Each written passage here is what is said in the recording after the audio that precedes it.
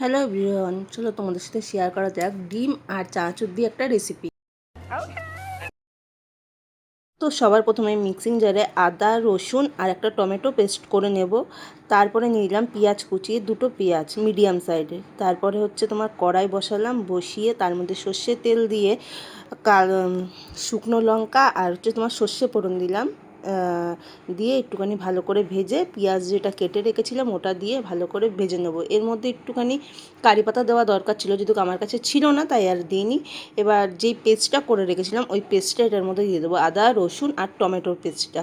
তারপরে ওটার মধ্যে ডিমটা আগের থেকেই ভেজে রাখা ছিল, ওই ডিমটা দিয়ে দিলাম একটু কাসুরি মেথি। তো দিয়ে ভালো করে এবার এটাকে কষাতে হবে। কষানোর পরে যখন এটা তেল ছেড়ে দেবে, মানে গায়ে মেখে মাখা মাখা হয়ে যাবে, তখন দিয়ে দিতে হবে তোমার চানাচুরটা। তো চানাচুরটা দিয়ে ভালো করে একটু মাখিয়ে নিয়ে খানিকক্ষণ 5-10 মিনিট রেখে তো রেডি হয়ে গেল চানাচুর আর ডিমের একটা সুন্দর রেসিপি।